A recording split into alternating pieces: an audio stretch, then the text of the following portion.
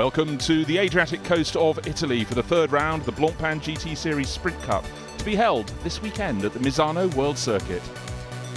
Last time out at Brands Hatch it was very tight at the front, but Fred Vervish got a fantastic start from the front of the grid, chased by Raffaele Marciello. But look, the Mercedes driver got it very wrong going through Paddock Hill Bend into the gravel, and luckily back onto the circuit. And with a packed field of cars, there's often trouble at Druids. This time, unfortunately for Team Parker Racing, both of its Bentleys were taken out in a chain reaction. This is the view as seen from Will Stevens' Audi, and it certainly was very, very busy indeed at the top of the hill. Up front though, it was all very tidy indeed as Fred Vervish led on the full Grand Prix loop. Fantastic stretch of circuit, Mirko Bortolotti having to be very defensive indeed. Push hard out front though, it was Vervish doing his all to keep Christopher Mies behind him. It certainly was very tight indeed. Sometimes a little bit loose over the curves on the tricky Grand Prix loop. Of the front runners, Christopher Mies was the first to blink, and the pit stop wasn't quite as sharp as normal from the Team WRT crew. Teammate Vervish came in from the lead.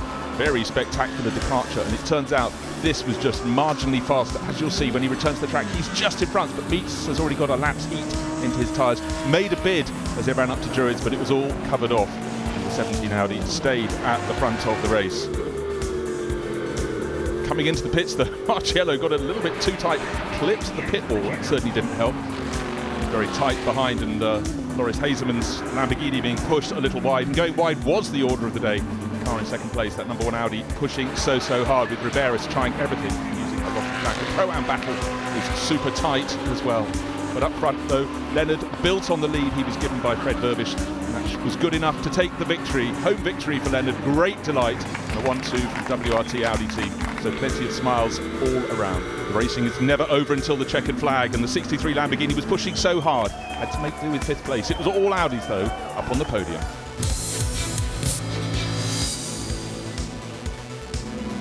Alex Riberas and Christopher Mies, they come to Misano World Circuit with 2 second places under their belt. They're desperate to take that first win of the year, and they really look a very, very strong pairing indeed. They also took a third place in the opening round at Zolder, so they're very much one of the form teams. I'm feeling very comfortable, and with the team, very confident with my teammate, with Chris. I feel like we've done great so far in the Blancpain Sprint. Obviously, in our last Blancpain Endurance round, wasn't that good. We had this technical issue, but you know, the entire team kept together. We have a very good team spirit, and I feel like our momentum is still there, and we're gonna go for it this weekend in Misano and try to have a good one. New to the Blancpain Sprint Cup in 2018 is the Lexus RCF, sponsored by Emil Frey Lexus Racing. Being new to the championship, they're also new to the Misano World Circuit, so there is plenty to learn for its pair of drivers, Christian Klein and Albert Costa, as they look to make the RCF as competitive as possible. It's a new track for Lexus. It's a new track for me and Christian. I already did 7 laps under the rain with the Jaguar at the beginning of the season. But yeah, we start from zero. It's going to be difficult also because today it looks like it's going to be raining and tomorrow it's dry. So theoretically we go straight away to qualifying on the slick tires, where we're gonna train on the rain. So it's going to be a smart weekend for us. But yeah, positive because the car looks fast, but we will see. Lamborghinis are always immensely popular on home ground in Italy, so this weekend extra pressure on the shoulders of Ezequiel Perez Companc and his teammate Andrea Caldarelli, looking to shine on Italian soil. Well, actually, I don't race here since 8 years, so I can say it's my home track, but I don't remember really well. But I'm really happy to be here because I really like this track. I think it's going to be a really tough race for us. It was in the last race, but we found something really nice in terms of setup in the last few races, so I'm pretty confident about the race result.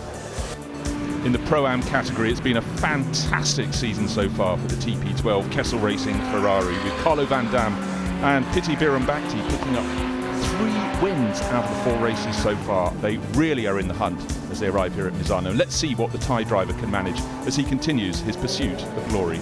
After the first race this year, I think we have a lot of confidence. My driving, my teammates driving, and everything have been improved from last year a lot. And I think we are in the good pace and in good level of keeping the leading. And I think we're going to do well on this race. The green and orange 63 Lamborghini from the Grassa Racing team won the opening race of the championship.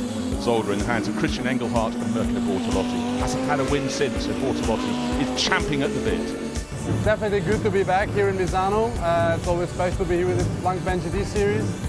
I've scored my first ever Blancpain GT Series podium on this track back in 2015. But the last win is already 10 years back in Italian Formula 3 in 2008. So it's time to go for a big trophy this weekend, and hopefully we can do it. Yeah, the relationship with Christian is quite good. I mean, we're working our third season together, second season as teammates on the same car. We've had a good journey together. We're sharing a lot of time, and yeah, we're doing both the best we can to get the 63 Lambo where it deserves and where it belongs. So we're looking forward to it and to get the maximum. Tempto Racing's shift to Audi this year has already yielded a win for Kelvin van der Linde and Stijn Schothorst. They're looking for more. We want to keep the momentum going, and the lineup is strong, the team is strong, the car is strong. I think also on this track the Audi will do well. So I'm confident we will do a good job anyway, and I'm confident in myself as well, even though I don't know the track. I'm certainly happy to be here, I'm enjoying it a lot. Driving a car that's suddenly 2 or 3 times the weight of a Formula car is a bit different. This takes some getting used to, but it's good, I like it. It's 2 podium visits, but no wins as yet for Raffaele Marciello. Will that change at Misano? It's a good track for us. Last year we had a good race here, so I expect to have a good weekend. Audi is quite strong always, but we will fight and we will see where we are. We are quite experienced. We know the track from the past years. Every time you go in a track, it's almost like last year, so you know what you expect. You just have to push. Pay attention on the penalties, and yeah, hope to be a bit lucky, and we'll see. Another ACA ASP Mercedes is entered for a pairing that are going really well in the Silver Cup standings this year. Jack Manchester and Nico Bastian have been right in the hunt at every round. We expect them to go for gold again this weekend as they seek glory. At the beginning of the season, the target was just to get Jack into the racing series, but then we started with 5 podiums in the very 5 first races, so it was awesome. Now it's getting more and more competitive here in the Silver Cup. So now let's see here in Misano how we can start the second half of the season, because this will be very important for sure.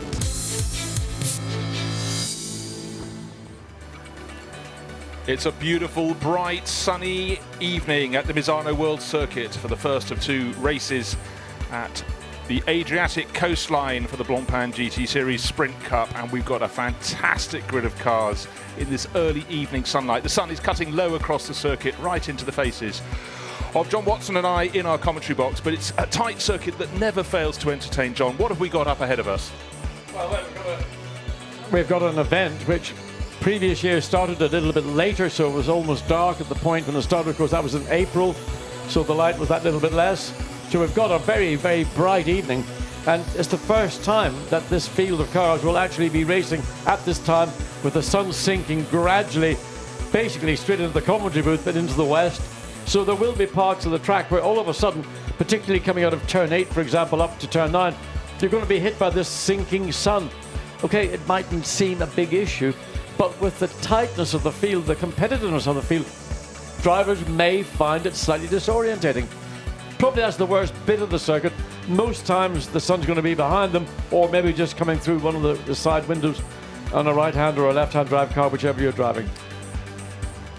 16 turns, 4.226 kilometres. The Misano World Circuit used to be run in the opposite direction, but it really is a challenge, John, looking at the layout. It's a tight circuit. It's 2.6 miles long, 4.2 kilometres, 16 corners. There are some good corners, but of course there are other sections that are slightly slower, and you've got this long, I would describe, dog leg straight starting at the exit of turn 10 through 11 through 12, and between 12 and 13 you get to 13, and then you have to be thinking seriously about how am I going to get on the brakes without destabilizing the car under braking. It's a place people will look to try and make a break. There's a lot of runoff area available, but we have seen throughout the practice and qualifying drivers being penalized for track limit abuses. So be aware, drivers, and be aware, our audience, to watch for information, or we will give it to you, of drivers that may face a penalty. Could be a warning, could be more than that, could be a drive-through. Well, we'll certainly keep that in mind, John, but let's go down to the grid, because going down to join Dakota, who's catching up with Denis Bulatov, who will be the second driver in the car, starting from pole position, the 87 Mercedes. Dennis, now you're starting on pole. A Silver Cup on pole, that's not something we see every day. Well, actually not me starting, it's Nico, because he took the pole, he took really good time, and yeah, normally silver cars are not on the first position overall, they're like somewhere more in the top 10, maybe P5, but not the first one. So yeah, Nico did a perfect job putting us on P1, and we'll see how the race goes. We hope to bring it to a win, but you never know what can happen. Now Dennis, this is your first Blancpain sprint race. What are you expecting out the race? Well, first of all, a finish, then I hope a good one on the podium. Best one is will win, of course, but yeah, like I said, we'll see how it goes, because you never know what can happen here. Fingers crossed. Good luck. I have to say, Denis Bulatov is probably very happy indeed that he isn't taking the start, because as we've seen at starts here, Misano in previous years, it gets a bit congested, particularly up around the exit of turn 3, running up into 4 and 5, and then in turn 6 last year with this, I mean, a car crash of motorway scale, and the opening lap, that was again in almost darkness. So Dennis will be getting into the car somewhere between 25 and 35 minutes, and by that stage I would imagine the race pattern will have settled down. But settled down is a pejorative term in Blancpain these days. It means manic in anybody else's language. Absolutely it does, but for Dennis, he's raced already this season in the Endurance Cup, but he's replaced Felix Serrales for this weekend. But let's go to the world of Audi, because Dakota is down on the grid with one of the drivers of the Audi number 1, Christopher Mies. Christopher, you're starting in P2, you know, right on the front of the grid. Absolutely spectacular it's going to be. Well, I hope it's going to be spectacular.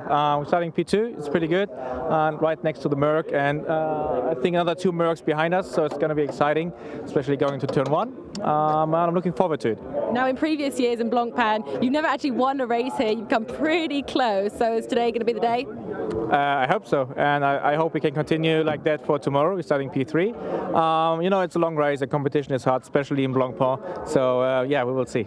Now tell me, where does the Audi have an advantage over the Merc?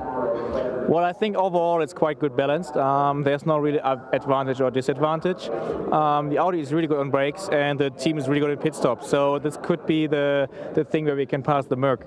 Great, thanks, good luck.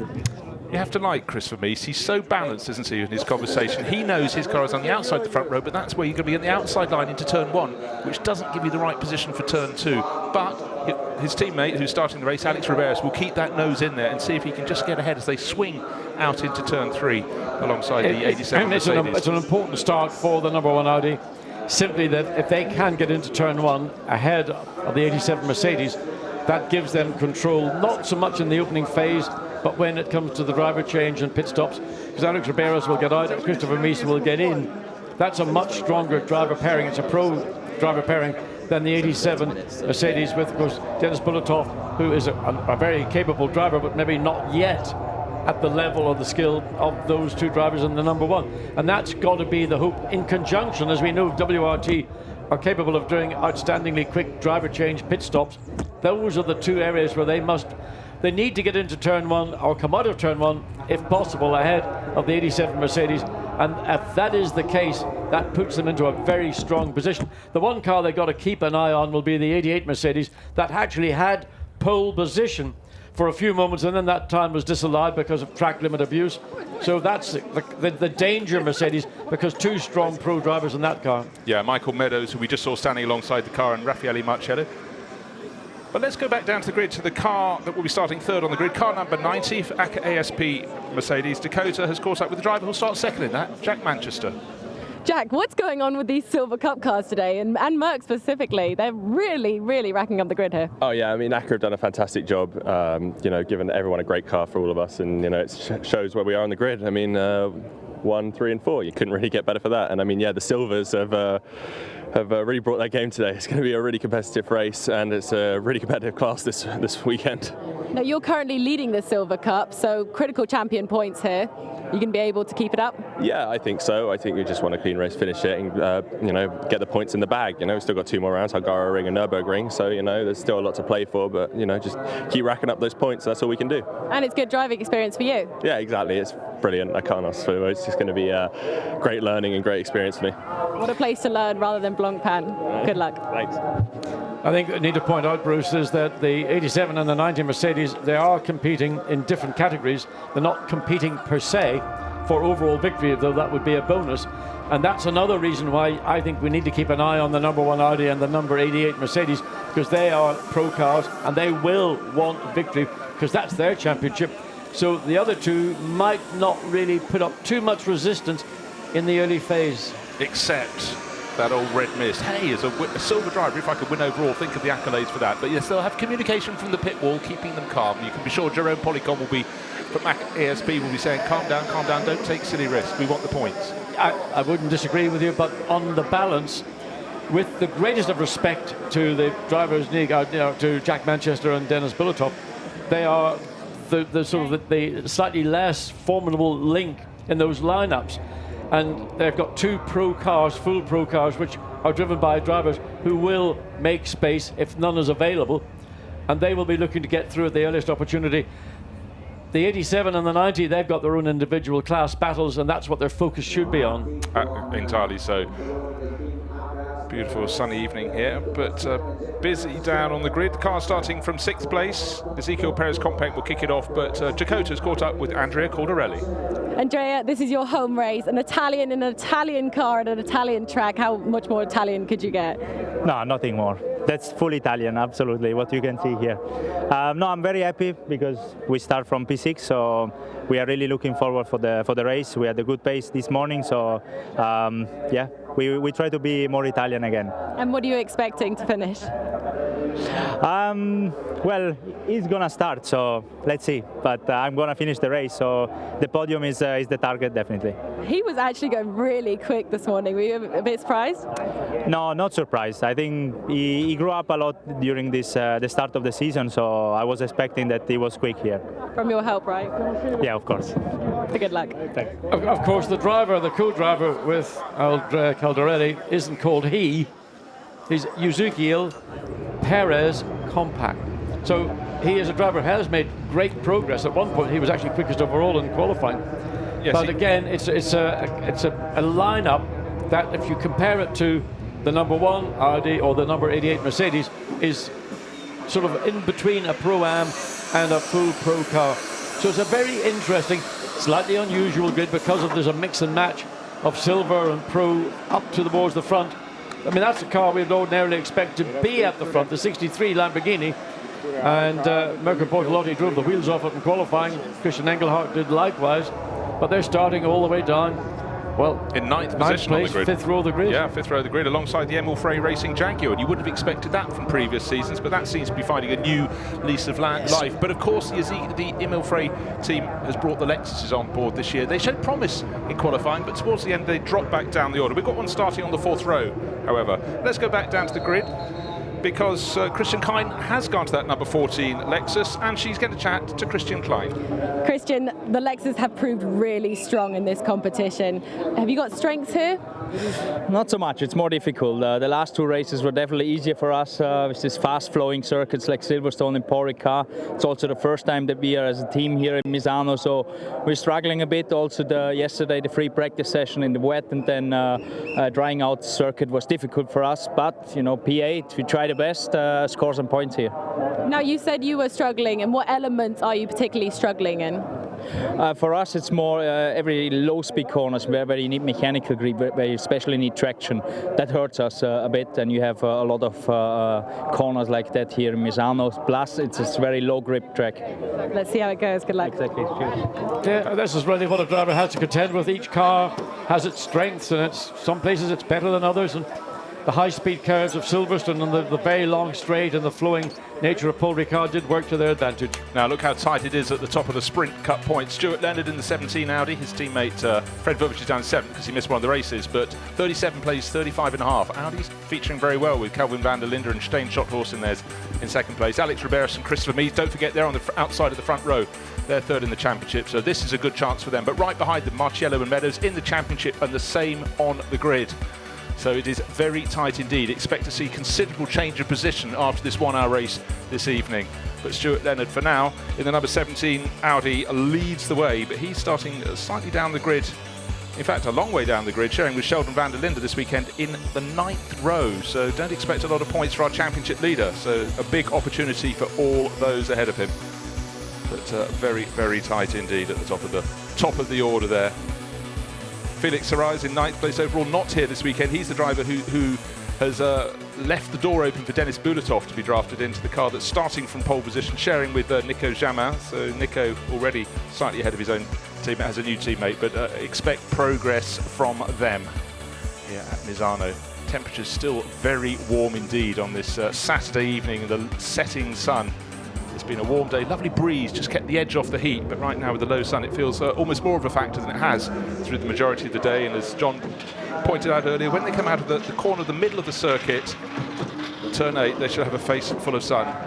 Now Dakota's been moving very fast around the grid, and she's caught up with Vincent Vos at Belgian Audi Club, Team WRT.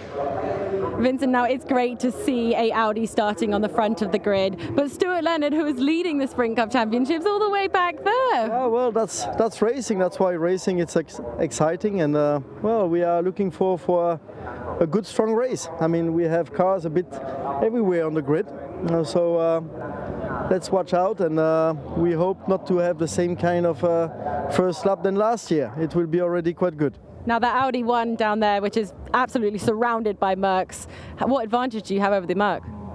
Well, probably it's a bit less hot than it was this afternoon, so let's see, should be a little bit better for us. Let's see how we can handle that. Are we going to see some of your classic pit stops? We will try, at least. We'll be looking for them, thank you. Thank you.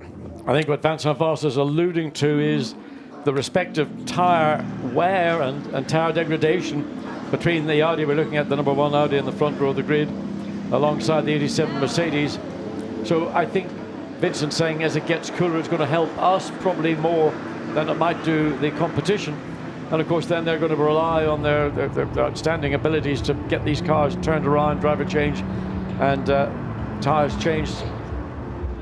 They've got a lot they need to get on top of as early as possible. They certainly have. Vincent talked about his cars being spread around the grid. There's number 1 on the front row, the next one's on row 4, the next one on row 8 and row 9. So really the hopes are pinned on Riberas and Mies and Will Stevens and Dries van Toor in the number 2 Audi, who'll be starting from the 2nd row. So we're riding down through the grid. The 87 Mercedes on pole position, the number 1 Audi alongside. Row 2 is the number 90 Mercedes shed, Nico Bastian and Jack Manchester, who we heard from earlier, and Michael Meadows and Raffaele Marciello. That's the dark horse, isn't it? Starting from the 2nd row of the grid, it was fastest, but had its pole position time taken away. The better place of the Lexuses on the left-hand side of the grid, Norbert Siedler will start that alongside Ezekiel Perez Compact, who we saw pushing Andrea Caldarelli in the back as he was doing the interview a few moments ago. The number 2 Audi, Will Stevens, will kick that off, well placed in the championship, and Albert Costa will start the 2nd of the Lexuses. Then Christian Engelhardt in that orange and green Lamborghini, alongside Alex Fontana in the Emil Frey Racing Jaguar. Now we're going to ride down to the row behind. Dane Schotthorst, the Attempto Racing Audi that won earlier this year, alongside sister car Peter Schotthorst will start that. Sansalot Racing time now. Simon Gachet on the left of the picture. The 82 Lamborghini Loris Hazemans on row 7. Then the SMP Racing Acker Run Mercedes on the left. Vladimir Atoev and Adrian Delina in the 3rd of the Team WRT cars. Then we come to Stuart Leonard leading the championship down on row number 9 alongside the newcomers, the Audi Sport Slovakia car started by Christian Malczarek, sharing with his father Jerko. Then we get to the penultimate row, Piti Birambakti. He is leading the Pram class. Andrew Watson in the BMW. And then the back row, car 26, Niels Stivelart, and the one and only Bentley in the race, Team Parker Racing's number 31. 11 rows of cars, 22 cars, 1 hour of racing, 1 pit stop if all things are being equal. But always at Misano, we have to watch what happens through the first 3 turns on the opening lap, John. I mean, it's sort of follow my leader into turn 1, but depending pole position on the left of the track for the driver right on screen. So that gives you the opportunity to brake fractionally later than the car alongside you, the 87. Sorry, it's the other way around. Yeah. On the inside. So, but the Audi on the outside has that opportunity to brake slightly more deeply into turn 1, which may, it just depends how cautious everybody in the front row is. So the car's running a very important part of the racetrack. On the right of screen, the left, as you go down, it will be the cleaner side of the racetrack. The right-hand side, as we go down from this view on board, is always going to be slightly dirtier. And of course, we've had a number of other events here since qualifying. So the track conditions, yet again, are going to be different to those that they would have had when they were qualifying, what, 4 hours ago? Yeah, so let's take another look at the grid. We've got Nico Jaman on pole, Alex Riberas alongside, then Nico Bastian and Michael Meadows form row 2. Norbert Siedler, Ezekiel Perez Compact. Great mix of cars, as we expect in the Blancpain races on the first few rows of the grid. And the second of the Lexus is started by Albert Costa behind Will Stevens, who I fancy would have a better race than he did last year when he was removed very early on as the race went into the dark. Christian Engelhardt will be starting from 9th on the grid, and Alex Fontana in the Jaguar. So carry on looking the way down the grid. Second half of the grid with a few runners who ought to be much further forward, and that's dint of the huge amount of rain we had, costing a lot of practice time last night. Tropical, torrential rain here, but now conditions have been absolutely perfect throughout today. We're looking at the penultimate row of the grid, Andrew Watson and Piti Biron-Bakti, Pro-Am class leader, and then the final row, the Audi of Neil Stevenard and Josh Cahill in his Bentley. So as you can see with these low shots, you can see sun very, very bright on the drivers' faces. A lot of them is just hitting the chin strap of their helmet, so their eyes hopefully at that point just sufficiently out of the sun. But of course the sun will continue to get lower, so that will change almost with every lap. Yeah, it's going to be particularly difficult, I think, just on this opening lap, where you are jockeying for position coming out of the curve of turn 7, and there will be somebody who will be looking to line up a lunge down the inside into turn 8. It is a corner where overtaking is possible.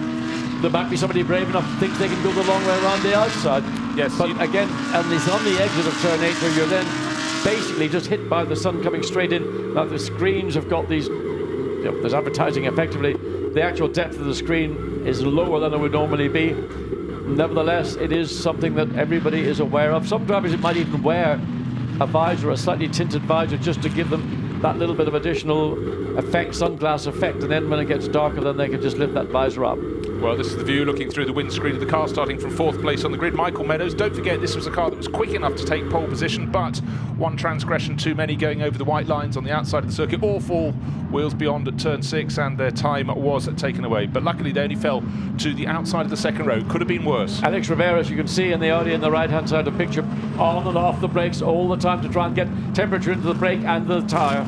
So round turn 16, the final corner, the lights are green, and it's a very good start from the pole man, Nico Jaman. So the chance of the number 1 Audi sticking its nose around the outside, as John pointed out before, it could break later, the Audi is on the outside line, but not sufficiently close to get its nose up on the inside into turn 2. So the first 3, 4, 5 cars very nicely through the first few corners. Have we contact behind? I think we had a car. I just want to have a look back. Looks like it was a Lamborghini that might have gone round in the background, trying to account for all of them. No, I can see 3 green Lamborghinis going, so clearly my eyesight has gone wrong, but very tidy up through the first few handful of turns. But fantastic start from our pole start to Nico Jaman. He just reduced the danger, the likelihood of being passed. And we've got someone running very, very wide indeed out of turn 6 through the kink at 7. They'll come into view of our commentary box, and going backwards, Ezekiel Perez Compact. Going forwards is the orange-nosed Lamborghini, up several places for Christian Engelhardt. But also going back is the 88 Mercedes, the car Michael Meadows behind the wheel. That was one of the 2 cars that I felt really needed to do something to try and get itself further up the field. As they come through, this is the long sequence of turn 9, 10, then onto the back straight for the first time. 63 Lamborghini, Christian Engelhardt behind the wheel. He was one of the drivers making a manoeuvre out of turn 6. Yeah, Meadows has lost 1 position. There's an Audi at the very back of the field that's lost ground. One of the grey Audis. I'll try and pick out which one that is. That's off the back of the train, and it really is a train. 21 cars, almost nose to tail. But the pole man has got 2 or 3 car lengths advantage. But look at the 63 Lamborghini jinking this way, going that way. Up from 9th on the grid, Christian Engelhardt is pushing very hard for 5th place, and it looks like it's one of the Sansalot cars. No, that was second last. The car that's last is only just coming into the background, so it's been a problem for 2 of the Audis. No such problems for the number 1 Audi, but that's in second place. Didn't make a move on the pole starter. Very, very good start indeed from Nico Jaman. His lead a whisker under a second at the end of the opening lap. Well, Nico Jaman did all that he needed to do to put that car into the lead past the second and third sectors, so that's indicating where he picked up that virtual 1 second advantage over second place Alex Riberas. He was doing a lot of braking, basically coming up on the formation. That didn't do him any good as he got into turn 1. A squeeze on the 19 Lamborghini. The Lexus try and get up the inside, and that's not an easy place to do it. Out of turn 4, then into 5 and 6. So caution required.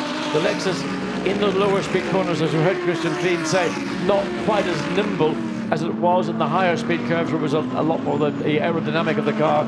would have an influence. Well, it's super tight out front. Just to point out, it was Simon Gachet we saw pulling off in the Sansalot Racing Audi, and Peter Schotthorst in the 55 Attempto Racing Audi. I think that must have had a spin in the first sequence of corners. That's still going, but 25 car losing ground. But here is the race leader, 001, flashing on the windscreen. Open space between himself and Christopher Mies, who's giving chase in the Audi, and tucked in behind in third place we have Nico Bastian, who is, so we've got a Silver Cup car leading the race from pole position, and behind it's jockeying for position all the time. It's good to see the Lexuses fighting so hard, but number 14, Albert Costa, has lost ground. He's slid back a position to 9th overall, but as you can see, one little slip and you could lose many places in this train of cars. Well, the opening lap here in Misano is always a bit on the frenetic side, but so far it's been relatively clean. We've got two cars that were going slowly in the opening lap, but the race is settling down.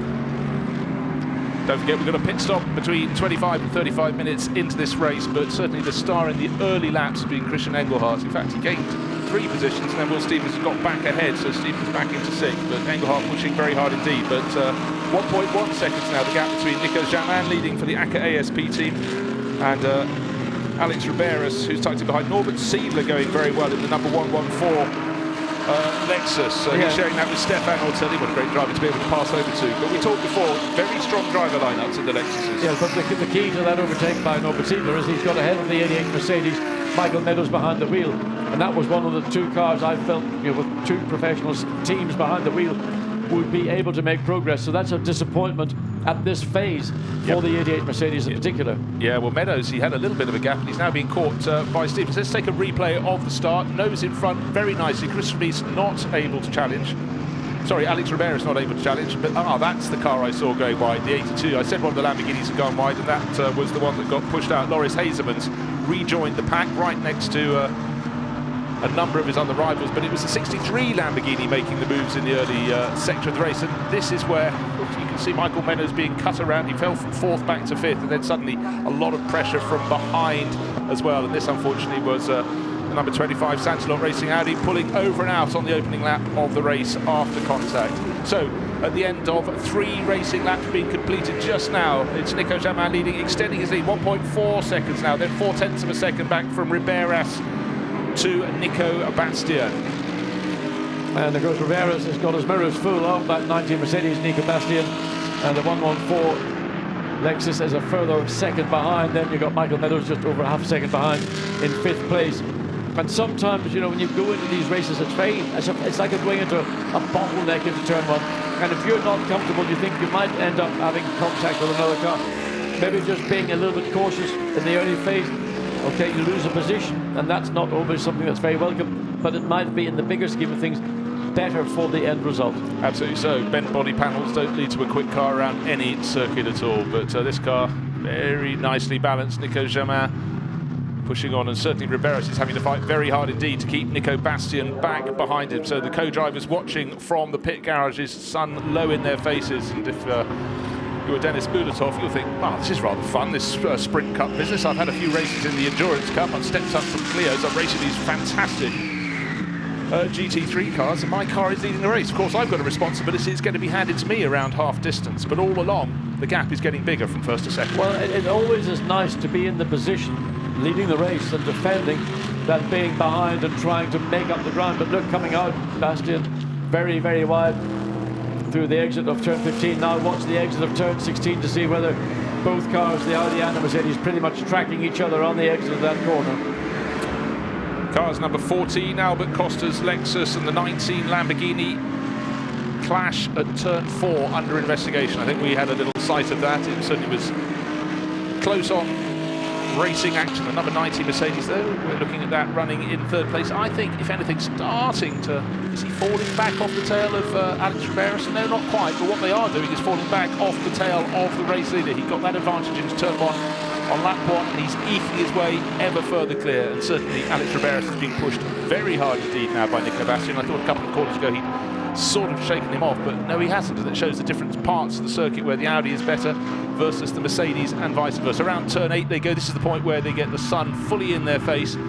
and then they get it out of their eyes. They turn out of 9, and then once they've got to turn 10, the hairpin that leads onto the kinked back straight, then they don't have to worry about the sun again. They can have its advantage rather than its blinding rays in their faces. So really everybody now pretty much following the car directly ahead of them, not actually seeing too much attempt to make a move. Difficult to do around this track. Evenly matched cars, balance of performance is bringing the cars so closely together. It takes, you know, out an exceptional driver and a little bit of action in the back of the field. The BMW, Andrew Watson having to defend, going a little bit left, a little bit right, a little bit in the middle, a little bit wherever there's a bit of tarmac, to be honest. Yeah, well, in fact, he's just gained a position. In fact, I think Bienvenido has dropped a couple of places. So Andrew Watson, running in the Silver Cup, has got his BMW. Don't forget, in the Endurance Cup, he had a fantastic race. He's driving the McLaren in the Endurance Cup and really shot at Paul Ricard. So Bienvenido, the yellow and blue Ferrari, has lost ground, and certainly been promotion there for number 26 as well, moving forward the Audi. Stop! Oh, the leader's pulled to the side of the track and stopped. What was going on there? So, suddenly, under no pressure at all, had been leading by a handful of seconds and suddenly tumbled down the order. So, oh, dearie me, looking off from the side of the circuit, Dennis Bulatov, we were looking at the ACA garage, we were thinking, what has happened to my car? That was the one that wasn't under pressure. That was the one that made such a brilliant start. So, the new leader of the race is the number 1 Audi, Alex Riberas. Nico Bastian has moved up into second place, so Jack Manchester will be hopping from foot to foot in his garage as he looks on as well. But here is our new race leader, 1 on the door, 0-0, 1 on the windscreen. What happened to cause that 87 Mercedes to stop? Whatever it was absolutely sudden and terminal. So Vincent Vos, he has one finger up because his number 1 Audi is leading the race, but that was a gift, and you take them in motor racing, they don't come around very often. And so the blockage, well, it wasn't a blockage because it was pulling away from them, the 87 Mercedes. Something clearly has been amiss, whether the engine suddenly cut out, the driver is still sitting on board. Nico Jamin must be just thinking, what has happened? I mean, there are any number of things. The engine itself, the mechanics, electrical, pneumatic. I mean, where would you begin? You're only going to be second guessing, so hopefully we'll get some knowledge or some news from the pit lane. But of course, this is now a yellow flag zone, so you're meant to slow down marginally, but certainly under no circumstances attempt an overtake until you get then the green flag, which will probably be displayed at turn 1. You have to feel for Dennis Bulatov. This was a chance to really make a splash on his Sprint Cup debut. He started the second race and he only qualified 12th, so there isn't such a likelihood of victory. So suddenly we have Alex Riberas leading the race from Nico Bastian. Norbert Siedler in the Lexus is keeping them pretty honest. There's only 1.5 seconds between the first 3 cars, so that 114 Lexus right in the fray. And up in Michael Meadows, promoted to 4th place, Will Stevens to 5th, and Christian Engelhardt to 6th. So there's been no place changes. So let's go down and hear from the co-driver, Dennis Bulatov, of the car that retired from the lead. Dennis, what happened? Actually, no idea.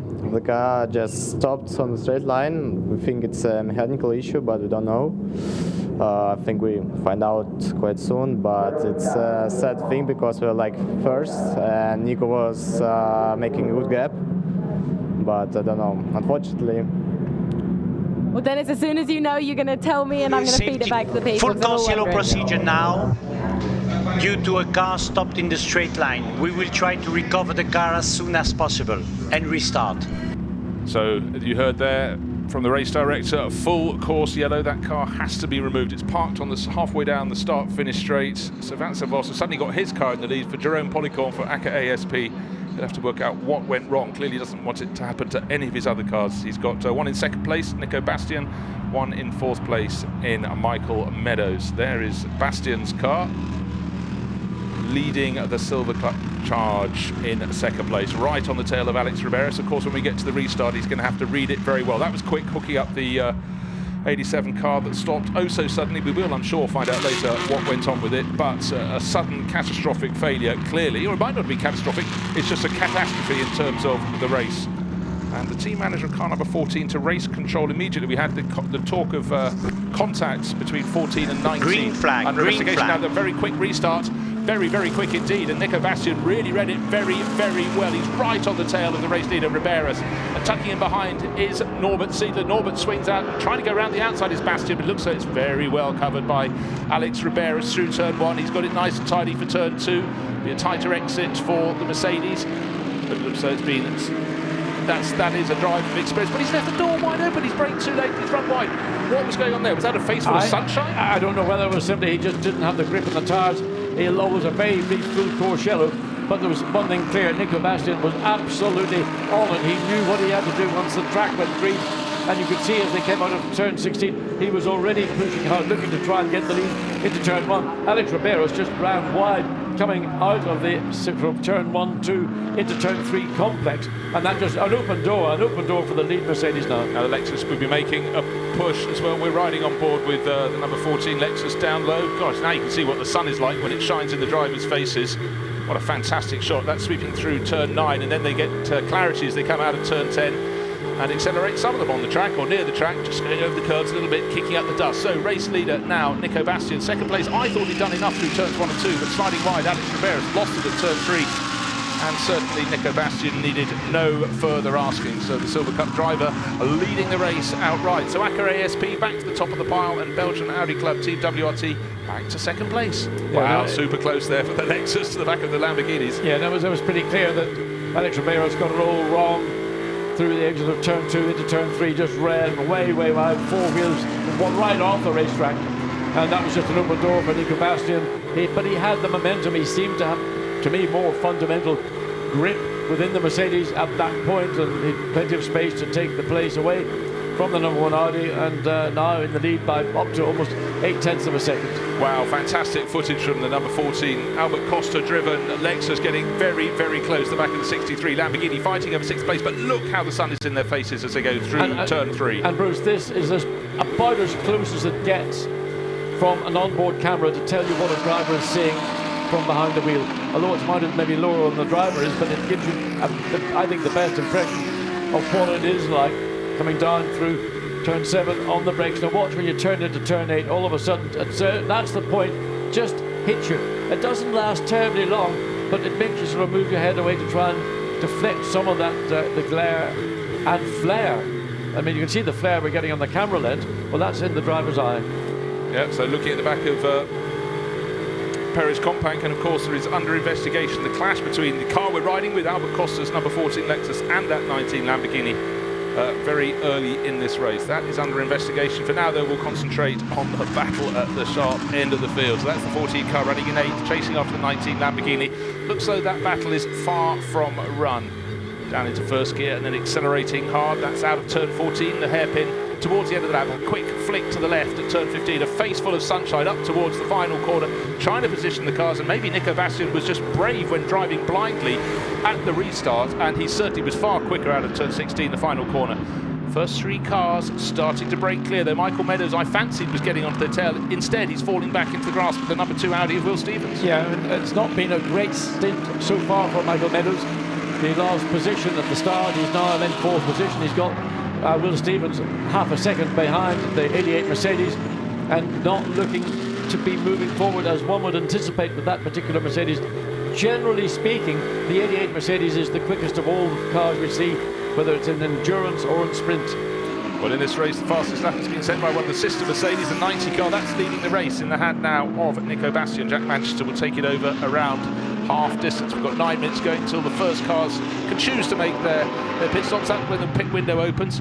Well, Christian Engelhardt now starting to really sort the tail of Will Stevens, and in behind 19 and 14. They've been fighting since the start of the race. Ezekiel Perez Companc, he started from 6th, and immediately behind him on the grid, Albert Costa in the number 14 Lexus, and they've stayed together throughout. Yeah, and Albert Costa was getting Perez Companc a really good workout as they came through the midfield of this racetrack, and again doing much the same coming down. You see there's a bit of debris just in the centre of the racetrack. They're coming down in these sequence of corners up the inside. Who is that? That's one of the... That's Costa. No, there's an Audi we just got past an Audi. We're getting blinded by the... Totally. So there's the Audi running very slowly, very wide. So that Which Audi is it, though? That may it's be not the, number 1, is it? No, it's not. No, it's number 2. Oh, it's Will Stevens. He's coming in. That's not a standard pit stop. So Vincent Vos, that was the car that was challenging in 5th place, looking very well, really getting onto the tail of Michael Meadows. So what you win with one hand, you seem to lose with another. So those behind, these 2 Lamborghinis and Albert Costa in the number 14 Lexus, all gone up in position. Now it's getting really close as Costa pushes Perez Companc yet again. Yeah, I mean, the pace of Costa and the Lexus over the pace of the Lamborghini and Perez Companc clearly is favouring the Lexus, but of course, usual story, where will you find a way past? Now, what was that, a puncture possibly for Will Stevens? Because it looks like it's just going to be an in and out, so maybe. I mentioned that there was debris on the bottom end of the straight. It was in the middle of the racetrack, and that was probably somebody's bodywork of some description. And that may have cut that tyre down. We didn't think or couldn't really see. The light was very bright in the camera lens, so we couldn't really tell whether there was a puncture or a tyre simply just cut. We've just been told, a report from the pits, it wasn't anything on the track, it was a loose wheel nut, so that might have even felt a little bit like a puncture. Certainly would have been starting to move around, but don't forget, Will Stevens is in 5th place, pushing Michael Meadows very hard, and possibly just the fact that he was incredibly sensitive to the feel of the car and the changing feel that he dropped into the pit stop, but that's dropped him right to the back of the field. So here we're on board again with the Lexus in the pursuit of the 19 Lamborghini, looking to try and find a way up the inside as they come out of turn 14, back to the left through turn 15. Not very much you can do here, no way to pass. Coming into the final turn, there is the view that Albert Costa has. He's got great straight line performance in the Lexus, and the Lamborghini probably slightly more suited to the layout of the Misano circuit. So between the two of them, they're running pretty close together and having a reasonably decent battle. Yeah, and as they do that, just buys a little bit of space, the car in 5th place, Christian Engelhardt. But let's have a look at yet another attack by Albert Costa in the 14 Lexus, bouncing over the curbs and what we call beyond. Oh, having to straighten it up a bit. Tail wanted to go around on the Costa Lexus, but he hasn't backed off at all, so he continues to soar away at the tail of Ezequiel Perez Compact, fighting very, very hard for 6th place. Up at the front though, Nico Bastian, he's extended his lead from 1.2 seconds to just a fraction under 1.8. There it is, 1.9 seconds now, so he's continuing to go away in the 90 ACA ASB Mercedes. Now where is the Lamborghini? I mean, it was almost totally 4 wheels off the track, rally crossing, coming back. So there's a lot of pressure coming on the young Argentinian driver from Albert Costa. So again, one of those areas where you've got to be careful in your defence. If you start running too far wide off the racetrack, you will get notification. You certainly will. In fact, we've just had notification. That's the investigation of the incident between Albert Costa, number 14, there he is, and number 19 earlier in the race, Perez Compact's Lamborghini. No further action. However, running off wide over the edge of the circuit may have further action, as John has just pointed out. But all along, we've got Nico Bastian pulling ever further clear, and a frustration you can feel is mounting in the second of the two Lexuses. Albert Costa riding a 7th, just can't get past Perez Compact. And there is the clarification, number 14 and 19, no further action, but 114 really go well. 3rd place overall for the 114 Lexus. Norbert Siedler just under a second down on Alex Riberas in that number 1 Audi, but all along the advantage for Nico Bastian goes out. It's now 2.1 seconds his advantage at the front of the race over Riberas. So you can see Albert Costa using all the racetrack at the inside of the corner. That's permitted to car 31, not respecting the full course yellow procedure. Okay, a bit of a slip up for car 31. Josh Cahill starting the Team Parker Racing. Bentley not respecting the full course yellow procedure, so that's put that one down to experience. That's down towards the tail of the field, 18th place overall. In fact, it's just been promoted by Will Stevens, having made that drive in and out of the pit stop to have that wheel nut checked. It's found to be loose. So number 2 Audi is still going to be going forward. I mean, again, how far off racetrack are you prepared to go? I mean, that is well and truly off the circuit. Now, so far, there's been no mention of it on screen, but I think you can do it once, maybe get away with it twice, and I wonder how much more it will be tolerated. So drivers are being served by Josh Cahill, just had it rumble past that commentary position. Certainly Albert Costa in the number 14 Lexus providing a lot of interest in this race, but he's been trying for long enough now to think if he's going to get past, he'd have had a serious crack. He's got close, but never got his nose down the inside.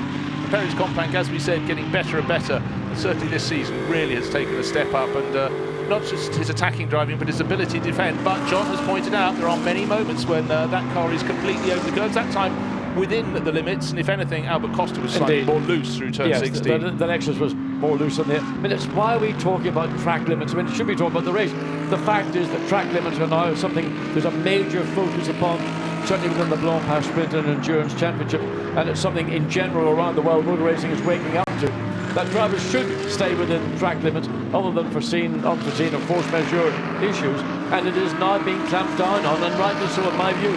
Yes, and we saw at Le Mans last weekend in 24 hours, the Porsche curves had been given a lot more space on the outside and had more accidents because the driver thought, well, it feels a much safer corner. The track is still the same width it was, but the runoff area was a lot bigger, and that was just like a comfort blanket, but a lot of them chose to don that comfort blanket. Now, riding on board with Michael Meadows, I sense in the last few laps he's starting to come back at Norbert Siedler. There's just under a second between them, so the 88 Mercedes starting to come a bit good, turning out of turn 10 to accelerate down the kink back straight. Turn 11, there's a little kink to the right, there's a further kink at turn 12, but you must say, looking at the gap between those two cars, it's exactly the same as they accelerate down through Curve Own there. Yeah, I mean, straight line performance, you could say identical. The differences may be a little bit on the traction that one car may have, but in fact I would say the gap and the difference between the two cars in a meaningful way is negligible.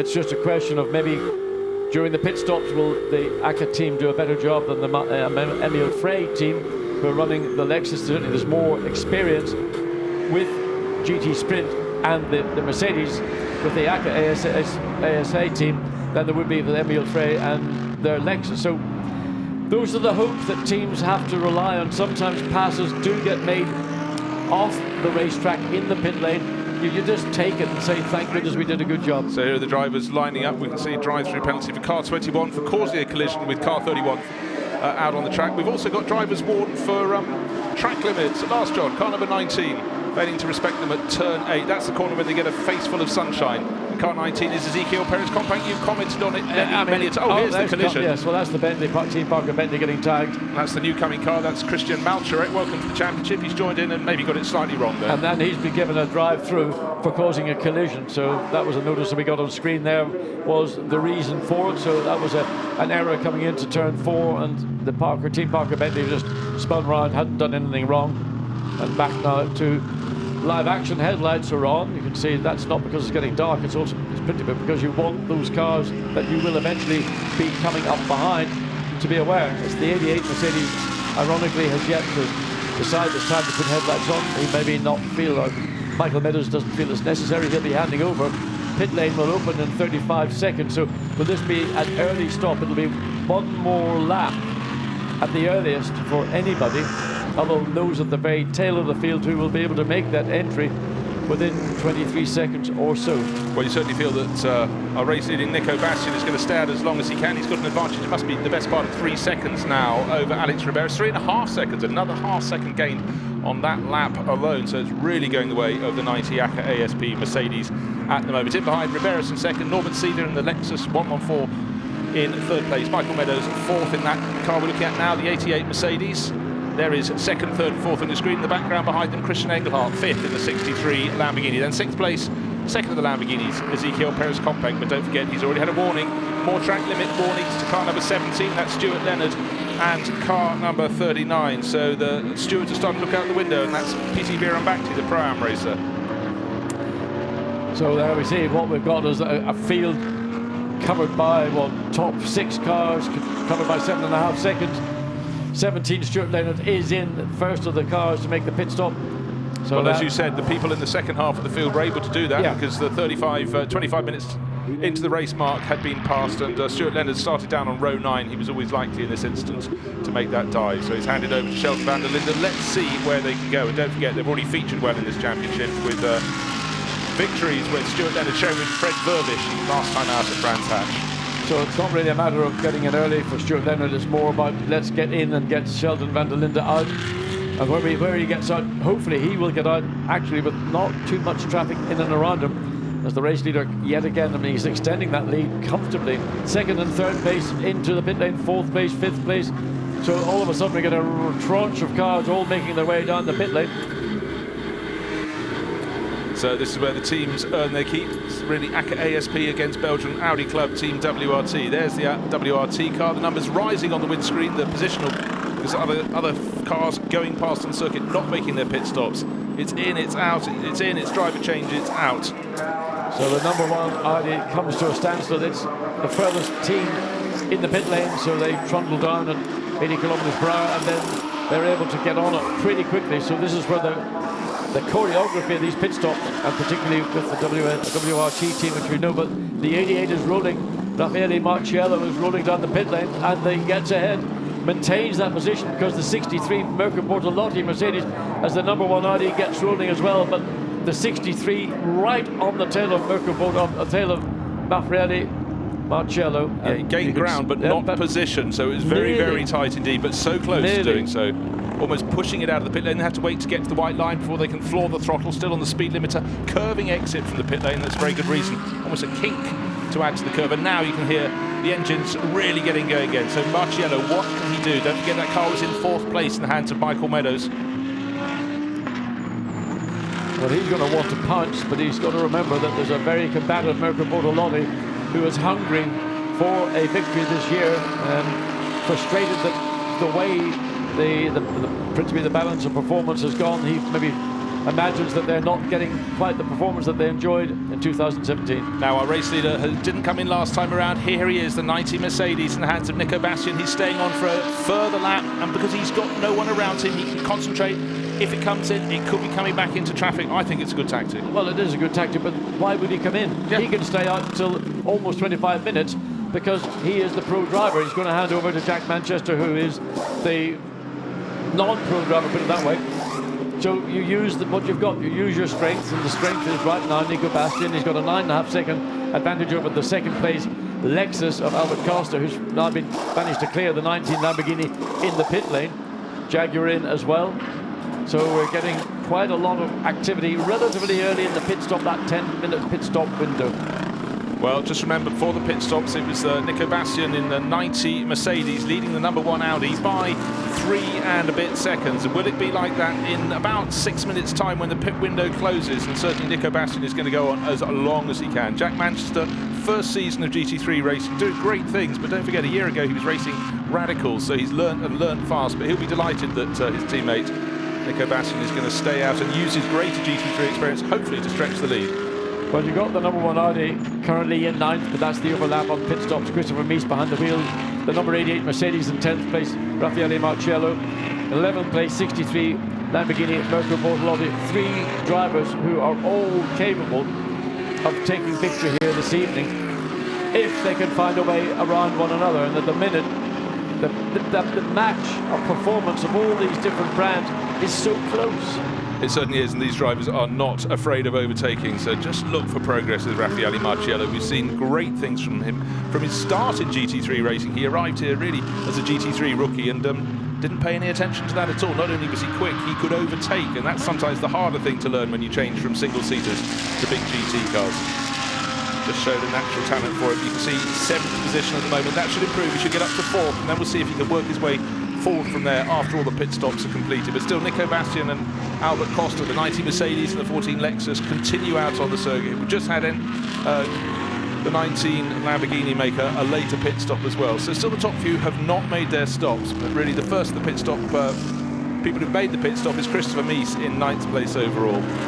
The first pit stop car was the number 17, and it's now Sheldon van der Linde. He's just set fastest second sector lap time. He's now set again fastest second sector. Now he is running for 4 positions behind that leading group. There is the Lamborghini, Mirko Bortolotti. Currently that car due to lose the head, coming in 6th position. Last lap 1 minute 34.963. Fastest lap 1:34.963. Mirko Bortolotti is doing what he always does, but is being responded by the 88 Mercedes, Raffaele Marcello. Fastest first sector in response to what Mirko Bortolotti is doing in the Lamborghini. Well, when you've got a driver really close to you, they're the easiest ones to respond, so you can see exactly what they're doing. The number 2 Audi, of course, that came in for that loose wheel nut. Will Stevens brought it in, handing it over now to Van Tor, but it's still going through its pit stop procedure. That should drop down towards about 20th position. Of course it will rise. They're a very strong driver pairing, but that little hiccup alone has wrecked their race. I mean, they're not going to be able to do anything unless we get either a full course yellow or a safety car, full course yellow, or just watching. And it's still just a risk for Bastian, but Bastian isn't prepared to. Getting very close out on the circuit. That haven't seen so much of the SMP racing. Well, that's down for 14th or 15th position. Mercedes, that's the one shared by Vladimir Atoev and should be now in the hands of Alexei Korniev. But again, for the drivers hopping in, they have to get used to the sun shining very low in their faces. The other drivers have become accustomed to it through the first half of the race, past the halfway point. And the sun continues to drop, so it'll hit them in a different way. There's some very quick laps being put up by Christopher Mies in the number 1 Audi, and Raffaele Marciello starting to lower the mark. 1 minute 34.004 last time around for Mies, fastest lap of the race. But lead and second place cars will be coming in either. Well, I would think they're probably going to come in at the end of this lap, and there's only going to be a couple more corners for Nico Bastian, because you're down to 27.5 minutes, and that would be a very, very, well, a big risk not to come in. So they're going to run absolutely to the limit of what's available. Bearing in mind the average lap time here is 1:35, and we've got 1:25 minutes remaining. So I can't quite, maybe they know better than we do in the commentary booth, but this is going to be a close call for first and second place. Bastian in the 90 Mercedes. Costa has come in, so he's cleared. It's this car. Have they made a strategic error by keeping it out 1 extra lap? What we're seeing, though, is the lap times are becoming slower for the race leader, Nico Bastian, a second slower than the freshly tired number 1 Audi with Christopher Mies at the wheel. But it's been a great run so far for Albert Costa. He's handing over that 14 Lexus to his teammate Christian Klein. We heard from Christian beforehand. The 21 car, the new one this weekend, Audi Sport Slovakia, handing from one Malcherek to another, from Christian to his father Jurko, but that's up on the jacks at the moment. Fresh set of tyres, so that should help improve the form, but Christian is the faster of that pair. These are the cars that are really flying. Christopher Mies, number 1 Audi, being chased by Raffaele Marciello, but pulling away from him, gained 0.4 of a second last time around. Still waiting for Nico Bastian to come in. No, that's the 88. That's 88 Marciello. Then there's a bit of a gap back to Mirko Bortolotti. The Bentley is out of the mix. That had a drive-through penalty. And then the 114 Lexus staying there. But what's happened since the pit stops? They've strung out. Before, they were almost all nose to tail and very, very close in the pits. We saw the 63 Lamborghini so nearly gain a position, but it didn't, and that was the key. So the Lexus makes its way down the pit lane, and it's so slow. It's 50 kilometers. I said 80. It's 50 kilometers. There's the race leader now getting in with just under 55 seconds. So it was a good call in the end, but we will now see what happens when Jack Manchester jumps in, the much taller driver who actually uses pretty much the seat position of Nico Bastian, whereas a tall driver would normally have the seat, or the short driver would have a seat insert which he would take out, and the tall driver would then get into the seat without the insert and hopefully manage to do what he can. Well, this is a massive moment for Jack Manchester. He's had 11th, the 10th and the 15th, but here he is potentially en route to his maiden win. A lot of weight on his shoulders, 25 minutes remaining, and he's being chased by Christopher Mies in the number 1 Audi, the car coming close to his tail. But don't forget, before the pit stops, the gap was 3.4 seconds. Nico Bastian had a handful of laps after that. Keep under the speed limit, Jack Manchester. When you're new to a championship, new to a category of racing, it's very easy to make a slip up. Christopher Mies sweeping through turn 15. It is the car in second place. You'll see in the background of the shot, Christopher Mies coming onto the start-finish straight as Jack Manchester seems to be rolling out of pit exit, but he'll come out at the entrance to turn 3, whereas the number 1 Audi is at the entrance of turn 1. Yes, but the difference is that Christopher Mies has been out for a number of laps. He's got the momentum, there's a field. Where is the Mercedes? Still there now. So it has in effect gone from the lead into what I would consider to be third place, and Mirko Bortolotti is not going to be a million miles. There he comes into view now in the Lamborghini. So Jack Manchester has now got to adapt to different lighting conditions to any that he probably, well, what we had on Friday night was probably overcast and dark. We didn't have this bright sunshine, so he's happy to make that adjustment. Vincent Voss, Thierry Tassin working out what's going to happen once these pit stops have been played through. Well, we can see what's happened. The number 1 Audi has got in the lead. They've been fantastic last few laps from Christopher Mies, who's now in the lead of the race, the number 1 Audi, and Raffaele Marciello in the 88 Mercedes. There is Marciello in second place. They had a series of very quick laps. The fastest lap of the race set last time around by Raffaele Marciello, and as I said, they were a second a lap faster than Bastian as he completed his stint, and that is where the change was made. It was a perfectly clean pit stop for the number 19 Mercedes. There it is in third place. Still a very, very strong position, but Jack Manchester really going to have to fight, because you've got Mirko Bortolotti on home soil in a Lamborghini with his dander up. He wants to be on the podium at the very, very least. He certainly does. Oh, and pit stop of car number 19 under investigation. That was a car that's featuring very well in the hands of Ezequiel Perez. Compact handed over to Andrea Caldarelli, but somewhere along the line things have gone wrong. No, but Jack Manchester got it all wrong on the exit of turn 15. The back end snapped as it caught the edge of the curve and went one way and snapped back the other way. Managed to keep the car in control, but again, that will be a joy to the eyes of Mirko Bortolotti. He will feel, maybe I am applying pressure to the young British driver. Maybe if I keep that pressure up, I'll get a further mistake somewhere around the lap. Very hard for Jack Manchester to keep his calm. That little mistake, he could see the Lamborghini getting closer to him. He's made a mistake. He's got to put that out of his memory and just focus on staying on the black stuff. Easy for me to say, but he's a young driver right at the top end of GT3, and we know how hot the competition is here. World's best GT series, Blancpain GT series, and with prime operators like Mirko Bortolotti hunting you down. 22.5 minutes remaining. He's going to be having to produce the race of his life to stay in third. Andrea Caldarelli in that number 19, which is under investigation for some pit stop incident. So he's chasing down, for all his worth, Stefano Telli. They were a second in difference when they came across the start-finish line, but that second seems to be evaporating pretty quickly. There's the Lamborghini, in fact, but it's slowing down because all of a sudden the Lexus has gone ahead. So what is all that about?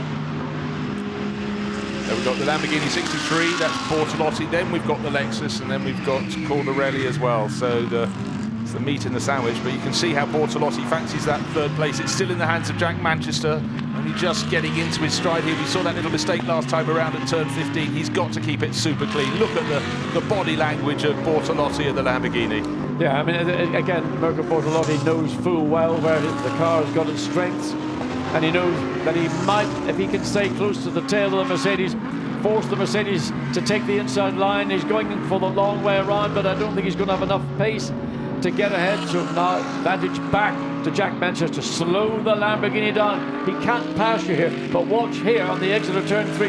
That's where Mirko Bortolotti might try and make it move. He's going to make the undercut, slide up the inside. No. Still pit stop for car 19. Under investigation, meanwhile, Mirko Bortolotti giving Jack Manchester the working out of his career, I would imagine. Certainly is to be going. Now, no further action. No sooner had we announced it than they decided all was okay. There was no misdemeanor for the 19 Lamborghini. Sit in the background of the shot, but the Lamborghini we're looking at now is 63 up ahead. He's got to surely make him track. Trying to go around the outside of turn 8. Doesn't quite work at the start of turn 8, but it does by the time they get up to turn 9. It really was a question of when, not if, unfortunately for Jack Manchester. But if he can hang in, he'll have a masterclass as he looks at Mirko Bortolotti around the Misano World Circuit. Yeah, it's never easy when you get a driver of the class of Mirko Bortolotti giving you a difficult time, and sometimes, you know, a driver might feel, I'll just make it a little bit easier than I could do and let you go through, and then that takes pressure off me. Now, we've just had number 19 under investigation and clear, but the sister car 63 we've just seen move up into third place. Mirko Bortolotti under investigation for an unsafe release. We see the 88 Mercedes going past. They did get very, very close. Almost alongside each other, can't quite see. Yeah, so super close. Then he had to hit the brake, so he didn't go ahead of it. But there's the replay we needed to see. On review, I think on review there was no danger to the Mercedes coming down the pit lane, and I mean, I don't think there's any limit on how close you can get once that car has more or less gone past. But, you know, obviously it's worth a look, and I would assume that there'll be no further action taken on that particular release for the 63 Lamborghini.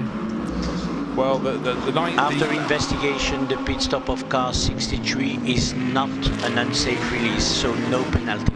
Okay, we've just heard clarification from race director. No penalty. It was not judged an unsafe release for 63. So happiness at that. Happiness at the fact that the Lamborghinis are fighting so hard. Caldarelli has got past Stefano Telli. So it's been, the story of this race has been Mercedes at the front, but just fantastic battling between the Lexuses and the Lamborghinis. And the advantage is swinging the way of the Lamborghini crews, not just because they've been cleared of any pit stop irregularities, but they're finding their pace out on the circuit.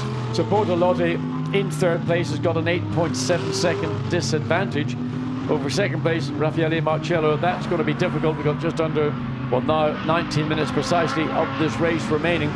It would take a superhuman effort to drag back 8.7 seconds in 19, whatever it is, 18 minutes and 59 or whatever seconds. The lead comfortable, if that ever is a 1.1 second comfort lead between the number 1 Audi and the number 88 Mercedes. So this race is far from a done deal. Yeah, and just be watching the timing screens. We've been looking at the Lamborghinis doing their overtaking to go in third to fifth place. There's a car that's making a fair bit of progress. It's Michael Grenier. Haven't really seen him in the race in the 54 Jaguar. He's some way off the tail of Caldarelli. Well, what was Caldarelli is now Ortelli in 6th place, about 14 seconds further back. But Jaguar's still going well. It's not out of the overall picture. Jack Manchester now coming under pressure from Cordarelli. I do feel this is going to be the next overtaking manoeuvre. I think we'll see the 19 Lamborghini, as you can see, being taking seconds off Manchester. No disrespect to Manchester, he's learning his craft at this level, but Cordarelli been doing it for many, many years. Yeah, and textbook performance. Yeah, I mean, all through turn 3, you could see that Jack Manchester was stepping aside. He's not involved in these battles. These are pro battles going on. This is the lead car in his category. Yeah, the lead car in the Silver Cup class. So it just, I mean, let these pro cars go. You're fighting for your own championship within this race. Whether you finish first, second, third, or fourth, it's points in your own particular category that is important. And that's what Jack Manchester has done. I suspect the team are saying these cars are pro cars, they're battling for their own championship, let them go. All you need to do is make sure that the next Silver Cup car, the next Pro-Am car, whatever it may be, is close to you. Well, the next one in line is in 7th place overall. It's that Michael Grenier Jaguar I've just mentioned, but that's back in 7th. It's about 15 seconds down on him. May have closed a little bit. Here is the race leader. Alex Ribera started it. Christopher Mies leading the way. And very, very, very tidy indeed. So good laps helped in the lead up. But just after the pit stop, Christopher Mies very, very quick on the way out of the pits. Now, very, very tidy pit stop. This is a masterclass. John, you talked of choreography. Alex Ribera's hopping out, Christopher Mies hopping in. But look at the way the WRT team works on its pit stops. They don't do this without practicing, you know. This is something they practice. And the gap between this and the 19 Mercedes, that don't forget was ahead before the pit stops by a tiny margin. It was 1 minute and 4 seconds versus 1 minute 6 point something, 2.7 advantage just in the pit stop, let alone the out laps. That's why the lead changed. These pit stops aren't fast for any just random reason. All the guys in these teams work out in gyms. They've got a gym program, because carrying a wheel or two wheels, as is the case with the two people on the wheel change, they may be light by road car standards, but they're still quite heavy and they're awkward to hold. You're taking off a hot wheel tire, putting on a cold wheel tire, and all this is part of why teams like WRT or ACA ASP, this is why they win races. It's not because they're just simply fast on the racetrack. They certainly are fast on the racetrack as one of their factors. Mies and Marcello pulling away from the field. The others are lapping in mainly 1 minute 35s. They're doing 1 minute 34s, 1 minute 33.9 for Marcello. He's actually for Mies. Last time I squeaked another 1/10 of a second over Marcello. Bit of gravel or debris out on the circuit. Didn't see exactly where that was, but it's on the straight. It's been there for quite a long time. But this battle for the lead currently now just under a second for the first time. Christopher Mies beginning to feel the heat from Raffaele Marcello's Mercedes-Benz, and it will come down a little bit to what I think Vincent Voss in that interview before the race got underway, to the slightly reducing temperatures at this time of night, the track getting maybe slightly more rubber on it. The Mercedes is traditionally the lighter of the two cars, particularly on the rear tire on a racetrack of this nature, but track position is king right now, and Christopher Mies is king right now, leading this race. Certainly is, but the fastest first sector of anyone was the driver of car 88, the car we're riding with, Raffaele Marcello. There's his target, the number 1 Audi up ahead. Christopher Mies building on the work that Alex Ribera did and the team did, as we saw with their fantastic pit stop. To gain half a second in the pit's pretty handy, but 2.7 seconds, that is a massive, massive foot up. Well, it just gives you that advantage, the invisible advantage. I mean, seeing on screen just 4th gear up to 5th gear, 230 kilometers, probably getting up to about 250 before they get onto the brakes, coming into turn 14 to 45. So there you are, down the gears, you let the car run out, you run pretty wide on the exit to get it back in for turn 14, playing on the steering wheel, balancing it on the throttle, then through the curve of 15. Watch on the outside, there's a dip just before the curving recommences, then into the final turn. Mercedes looks very, very stable, very good on the turn-in and the mid-corner on the exit. I think Christopher Mies might be having to work a little bit harder than Raffaele Marcello is doing in the lead Audi. But Christopher Mies has been in this situation so many times. And when you see him in the pit lane, you see him in the grid, he just looks so relaxed and comfortable. Lamborghini 82, well, that's disappointment. Yeah, well, that was the least well-placed car of the Lamborghini trio, and unfortunately Hazelman's got it up to 8th place. Now he's got it going again, but that's just limp in mode, I'm afraid. So hopefully that will stay to the side of the circuit. So very unlucky indeed. Loris Haseman. In fact, that was Frank Pereira. They hadn't flipped it over. Several of the cars have been warned for wrong driver ID on the timing screen. Just watching the amount of racetrack at the exit of turn 8 that Christopher Mies is using in the Audi, and how much less of the racetrack the 88 Mercedes Raffaele Marciello is having to use.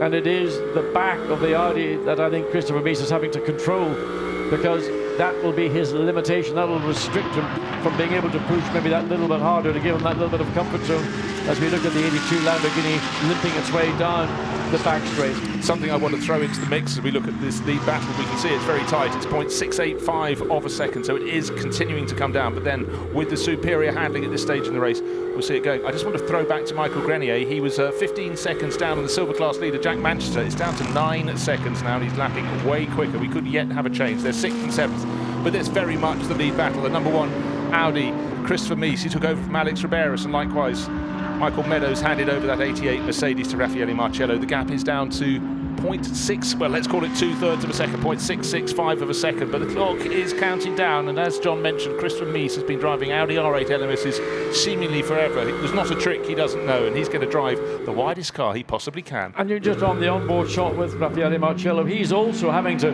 do a lot of work in the cockpit. He's balancing the car on that very fine knife edge between steering and throttle, but there are the gaps. You can see the last lap, nothing. The best was 0.149 of a second.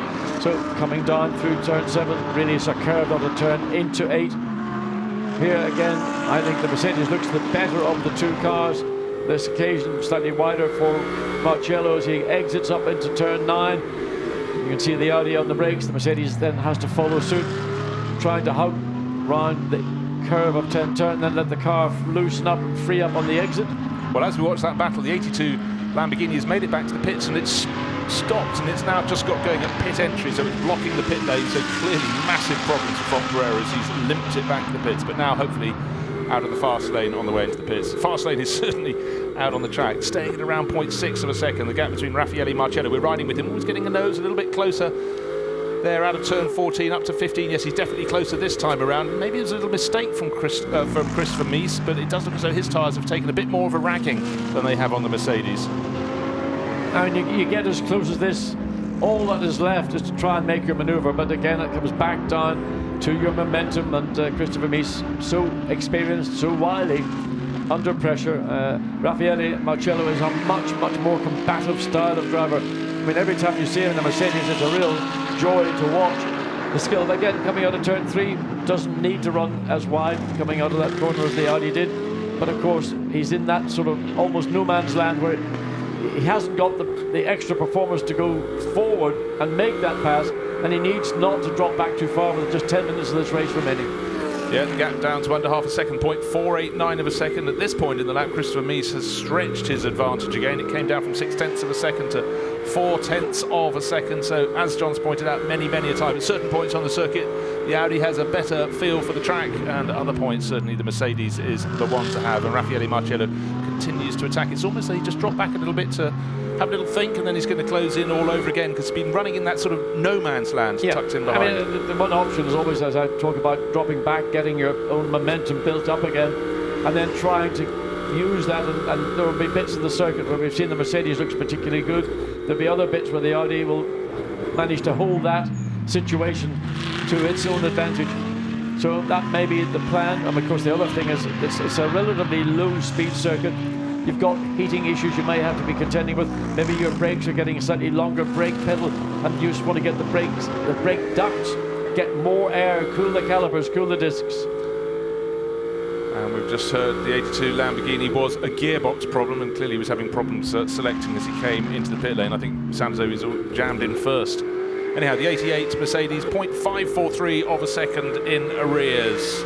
So Raffaele Marciello knows the clock is counting down, less than 9 minutes remaining in this race. He's got Christopher Mies in his sights. Christopher Mies running a little bit wide there, but able to sweep onto the line that he wanted leading this race. The gap behind them, it's 13 and a bit seconds back to Mirko Bortolotti, who's running all on his own. He's 3 and a bit seconds clear of his teammate. So the 63 Lamborghini ahead of the 19 in 3rd and 4th overall. Doing my housekeeping, Jack Manchester 6th overall, leading the Silver Cup class, but it's only by 3.7 seconds as Michael Grenier continues to chase him, and leading the way in the AM class, it's Marcus Finkelhock in 12th overall. It's 8 seconds clear of Carlo Van Dam in the TP12 Ferrari.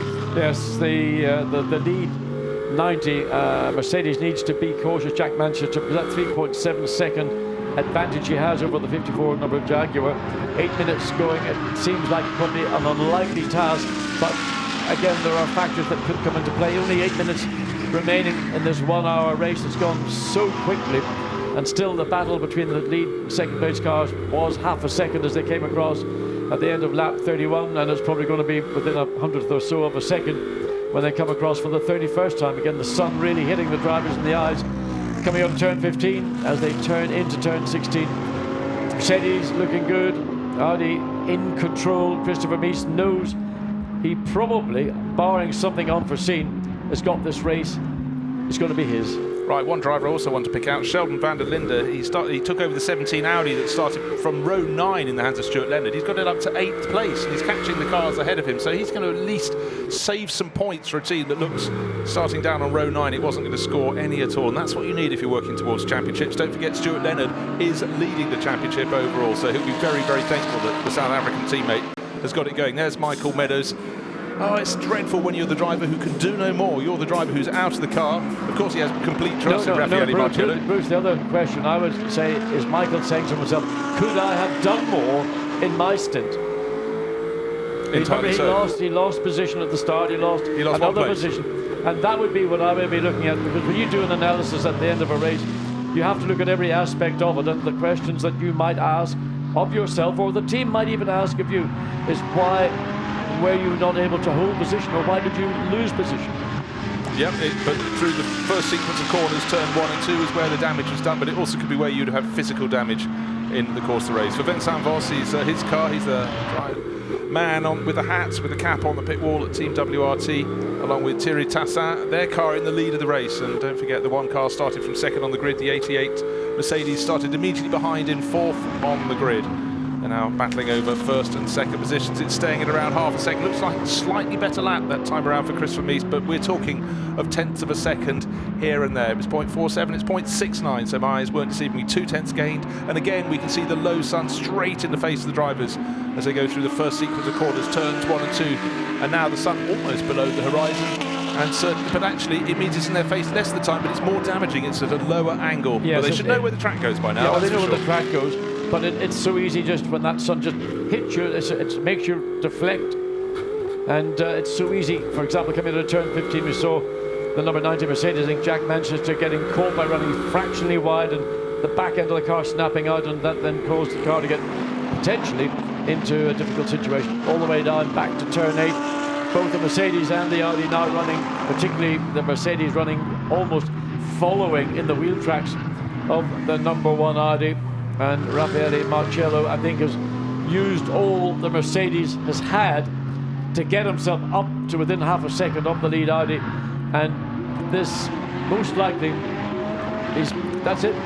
It could well be, but how difficult is it, John, when you're following a car with limited vision, you've got sun in your face? Do you just lock on to the car in front of you through the bits where you can't really see? Because if you can't really see, you can't really make a move. It must be quite mesmeric. It's not easy, and that's one of the dangers, not the danger, one of the issues of driving when you have events taking place, you know, early evening going into dusk, sun low in the sky. It's the first time that these cars in the Blancpain GT Sprint Series have raced at this time. Ordinarily, this race will be starting probably in a further hour from now. Yeah, another 10th gained by the race leader. Now, what I want to look back is a 6th place car, Jack Manchester, only 1.3 seconds clear in the battle for the Silver Cup honours. At this point in the race, Michael Grenier getting closer and closer, so we'll look for that in a moment. It's very hard to pull away from the lead battle in the race. It's still Christopher Mies, still ahead of Raffaele Marcello. It's still Audi ahead of Mercedes, but it's not going to be over until the very, very end. 3/4 of a second, then 12 seconds advantage. No, now 15 seconds advantage over Mirko Bortolotti. So the Lamborghini's good, but not as good as the race leader. This is the battle for the Silver Cup honours. It's Jack Manchester, who took over from Nico Bastian, came out in 3rd place in the race. He's fallen back to 6th, but he didn't worry because those were cars not fighting against him. But the one behind him is, most certainly, it's Michael Grenier, who's taken over the 54. Emil Frey Jaguar. Alex Fontana started it, and the clock is counting down, but he's closed now right onto the tail. The gap between them 3/4 of a second, but he too has got the problem that Marciello has. Getting close is one thing, getting past quite another. So another possibly 4 minutes or so for Jack Manchester to try and hold on to take the Silver Cup honours in his first season of GT3 racing, which really would be quite an accolade for the young British driver. Michael Grenier, the Canadian, pushing that very popular Jaguar G3 that Emile Frey Racing has been running for years. Of course, they've also got the Lexus RCFs, a pair of those, and they're placed 114s in 5th place overall. And the 14 car has went falling back down the order a little bit, down to 9th place. The one in the middle is the Jaguar, and it's trying to gain another position. Jack Manchester hanging on to lead the Silver Cup class into the final 3 minutes of the race. Is Michael Grenier? Has he got one more shot in his cabinet? He's gained about 15 seconds in the course of this second stint on Jack Manchester. Jack let the front runners through. He wasn't going for pro honours, he's going for the Silver Cup honours if he possibly can. The special class for the younger drivers. He's doing a very good job so far, but he's got to weather another 2 and a bit minutes. Sun in his face, a circuit he's never appeared on before. A lot to learn, and he seems to be doing a very good job, but he can see there is no gap between them now. 2 and a bit minutes remaining, and Michael Grenier trying to sweep around the outside into turn 1. Has he managed to do it? Yes, he's not through turn 1, but into turn 2. If he keeps his nose, there will be contact. I think there possibly was a tiny bit, but Jack Manchester fighting back because turn 3 goes to the right, and he was on that part of the circuit. But what we've seen many times, the driver will dive up the inside into turn 4, top of the slope, and then try to dive and make it work. It hasn't worked this time. He'll have at least one more opportunity, maybe 2. So he's going to keep on keeping on. See if Emile Frey Racing will be smiling for the Jaguar as well as for their Lexuses in this race. Trying to make Manchester not know where he's coming from, and very bold dive up the inside, but surely too late on the brakes into turn 8. Oh yes, he was. That wasn't sun in the eyes, that was opportunities knocked, and I think that's given a big enough lead now for Jack Manchester to protect it for the rest of the race. It looked for a fleeting moment as though, he'd blown the Silver Cup honours in the closing laps, but no, he hadn't. He was wise, he did his braking, whereas Michael Grenier in the Jaguar just got that little bit too excited. Gap between first and second, 9/10 of a second now. Has Christopher Mies weathered the storm? I think he's going to keep 0-0-1. The positional lights flashing on his windscreen to the end of this race. Sun low in their eyes there. In fact, not so much in Marciello's. His screen strip seems to be doing a better job, but also he's a taller driver, so his helmet is close to the top of the car. Christopher Mies shorter, so he's lower in the cockpit. More light in his face. For Michael Meadows, hardly bear watch. It looks like it's going to be second place. The 88 Mercedes that he shares with Raffaele Marciello. Nobody in front of the Zeros. The number 1 Audi, so that's good for the remainder of this race. He should be able, on this, the final lap, to just stroke it home. He's got an advantage of about a second now. Doesn't have to worry about any back markers up ahead. He's halfway around the lap, going into turn 9. That feeds very quickly into turn 10. A slow corner, right-hander feeds onto the long, kinking back straight. And yes, that 88 Mercedes not close enough to challenge. Close, but not close enough to challenge. Lucas Morais in front of the picture, heading towards 14th place in the BMW, lone BMW in this race. The 37 car entered by 3 Wide Technology. Should pick up some useful points in the Silver Cup class. Running 6th in that category, but running first overall. The clock has nearly ticked to the top of the hour. 1 hour completed right now, and this is the final lap. They will complete the race on this lap, and it's Christopher Mies building on the work by Alex Riberas, who started and through turn 15 and 16. 16 is the final corner, out over the curbs. There's nothing that Raffaele Marciello can do. And victory goes to the number 1 Audi, so delight in the WRT camp. Vincent Voss, Patrick Tombé, another one for their many, many wins. Huge cabinet waiting for the 3rd place car coming through the final corner. Here it is, 63, Mirko Bortolotti. Christian Engelhardt started the race. Mirko Bortolotti rose up the order, and there should be a Lamborghini not so far behind. Yes, there is the 19 car with Andrea Cordarelli. He worked his way up through a few positions, and the Silver Cup honours, it does look as though it's just going to go to the car that's going to be finished in 6th place. Jack Manchester, final sequence of corners. He's still got that 90 Mercedes in ahead of the 54 Jaguar. Surely not a challenge into turn 16, the final corner. Keep it neat, keep it tidy, not too much over the curb. So a first Silver Cup victory for Jack Manchester, building on the work of Nico Bastian. Wait, breathe, 2-3, and applause there from Nico. Great stint leading the race overall. Checkered flag waving for the finishers, and still they come in pairs, 2s and 3s. But it was victory for Christopher Mies and Alex Riberas. Top 8 finishers, 9 and 10, have completed their run. We've got the second race tomorrow, Sunday. John Watson and I will enjoy those very much indeed. It was close, it was tight, we had a bit of incidents, we had investigations for pit stop infringements that proved not to be so, but what we did have out on the circuit was drivers in supreme form, in difficult conditions with that low sun shining in their faces. But for Christopher Mies and Alex Riberas, well, we'll be able to see their beautiful white teeth glinting in the sunlight on the podium as we saw them out in the car. They weren't smiling in the car, they were grimacing. It was tough, it was hot out there. It's been a long, warm day here, but the sun has just about set behind the trees and the hills at the background of the circuit. And the drivers will be able to get those windows open, heave a sigh of relief and start cooling down. But that was a tough race, but it was also down to fantastic pit work from the Belgian Audi club, Team WRT. The car that led them into the pits was 2.7 seconds slower in the pit stop alone, and that made the world of difference. But certainly Christopher Mies, a really, really solid job, as you expect from this master craftsman in the Audi camp.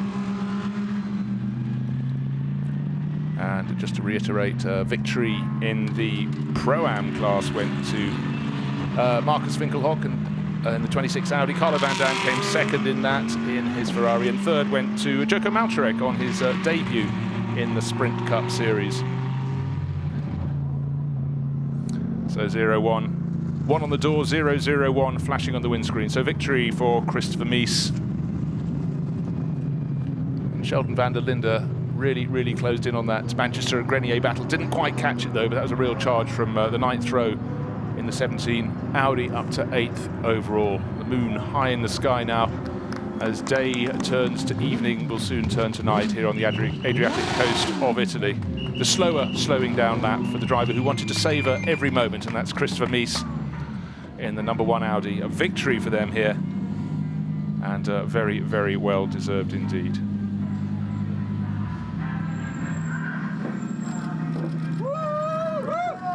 Woo, woo, woo, they cry down there. And for Christopher Mies, chalk up another one, Christopher. Team WRT, very, very pleased indeed. They had to work hard for that. It looks so that it was the advantage was going the ACA ASP way, but slick pit work, great solid performances out on the circuit, and that's why the thumb is up for Christopher. And you can hear the atmosphere down there building for all the drivers who are bringing their cars home into Parc Fermé.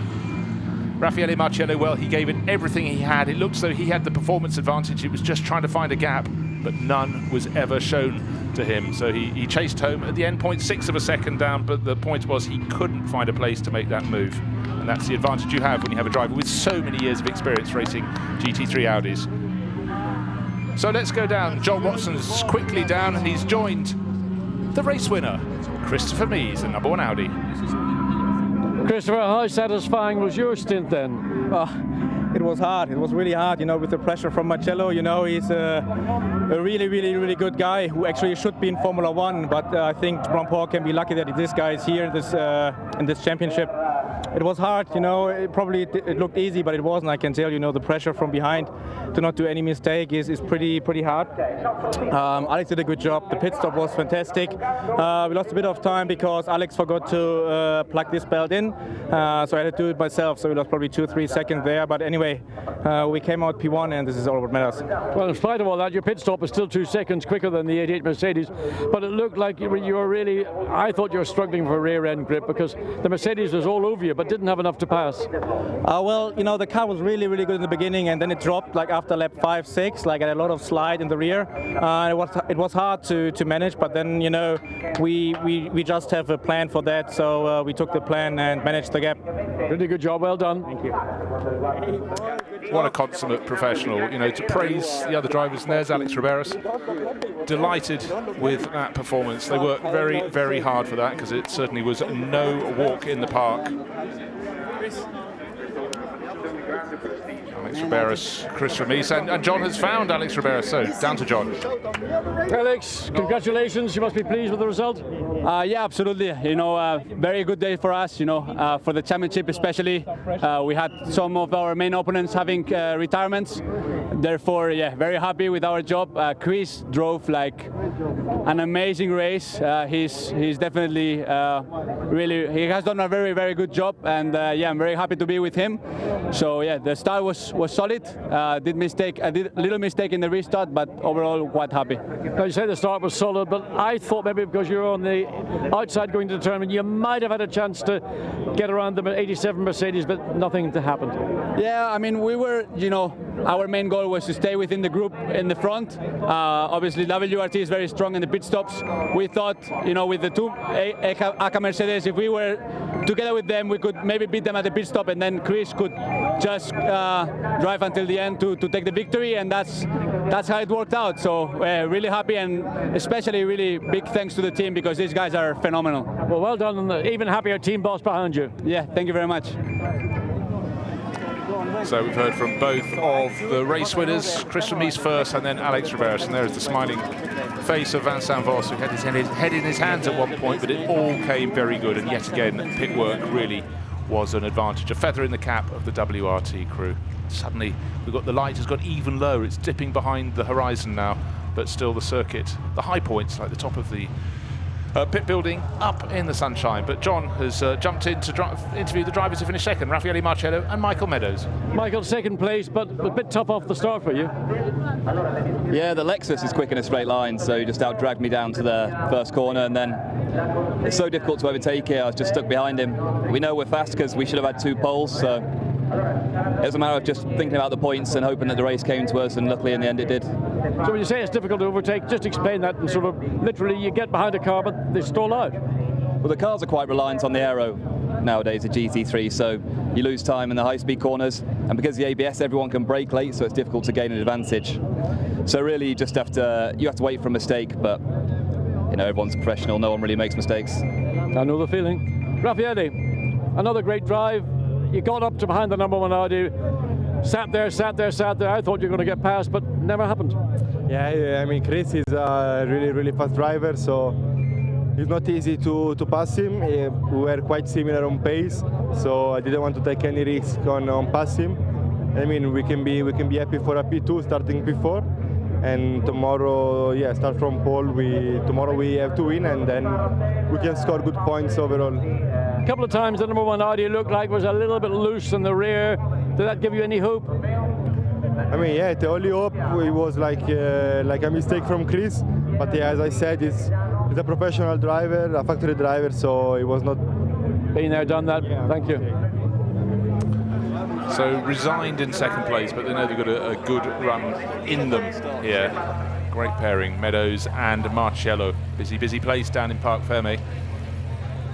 Cars looking fantastic, and John is shaping up the next interview for us down below the podium, but lots of happy faces enjoying that action. It was very tight at Audi and Mercedes, really duking it out at the front, but some great battles down behind. The Lexuses fighting against the Lamborghinis particularly kept us entertained. But the third place finishers have now been rounded up. Mirko Bortolotti. Been a tough weekend for the 63 Lamborghini, but you've done good, Christopher. Yeah, it was a really good race in the end for us. I think we didn't have the performance today, but we did a perfect job. I had a really good start, could directly gain some positions, and the guys did the perfect pit stop. I think we have the fastest pit stop of the field. It was a little bit close in the pit lane, but I think it was not an unsafe release because Mirko slot in nicely behind. So I'm really happy for the team that we made this step and finish here with the podium. Mirko, you must be happy to be on the podium. It's been a bit of a lean season so far. Yeah, we're definitely happy to be on the podium, considering yesterday especially, where we barely could get a lap in. Had no laps at all yesterday due to first the weather, and then second practice we had to stop on track. So I think going into qualifying today without any lap and getting the podium in race 1, I think if you would have told me that yesterday, I would have signed immediately. So I'm really happy with that result, but we were not in a condition to fight for the win today. Well, look, there's a podium up there waiting for you. Better get up and enjoy it. Thanks. So just to reiterate, Christian Engelhardt, who spoke first, and Mirko Bortolotti, they worked from 9th up to 3rd, so they can be very pleased with themselves indeed. So the sun setting, but there's the result, 0.6 of a second clear, the #1 Audi just beating that 88 challenger from the ASP Mercedes camp, Raffaele Marciello chasing Christopher Mies to the flag, and Mirko Bortolotti building on the work of Christian Engelhardt some way back, 16 seconds further back, but importantly ahead of the sister car with Andrea Cordarelli. Stefan Ortelli and Norbert Sieder showed very well in the 114 Lexus, having to make do with 5th place, but they're really getting in the mix. And Jack Manchester and Nico Bastian winning the Silver Cup class, but by only a fraction of a second from Michael Grenier in the Emil Frey Racing Jaguar that had been started by Alex Fontana. Great run for the 17 Audi, up from the 9th row to 8th overall. Sheldon van der Linde bringing it home, not so far behind those battling Silver Cup cars. We had 22 cars at the start. We lost a handful of them. We lost 2 on the opening lap, one with a puncture and another one just limping back. And as you can see, in fact, at the end of the race, we had 6 cars that didn't make it to the finish, but one that did get to the finish was a 21 Audi on its debut in the championship. Christian Malczarek and his father Jurko, welcome to the series, to those Slovakian drivers, and let's see what they can do tomorrow. The track conditions will be different time of day. This was early evening here in Italy, and the track conditions were made more difficult, not so much by the track itself as it cooled down, but the low setting sun in the driver's eyes. So many a story to tell for all the drivers out there, but really the story of the race was how Team WRT, 2 very quick, slick drivers and a very quick, slick pit stop, and that was what kept them heading for the top step of the podium. Light fading fast here at the Misano World Circuit, but certainly a very good race indeed. The drivers finishing 3rd place overall out onto the podium. Christian Engelhardt, and followed onto the podium by Mirko Bortolotti. Then Michael Meadows leading out the 2nd place duo, and the 2nd driver of the car, the one who brought it home, Raffaele Marciello. But a big round of applause coming to the driver who started the winning number 1 Audi, Alex Riberas. He's very happy indeed. 2 second places this season, and now finally a win shared with Christopher Mies. So huge delight for the Audi crew coming out onto the podium.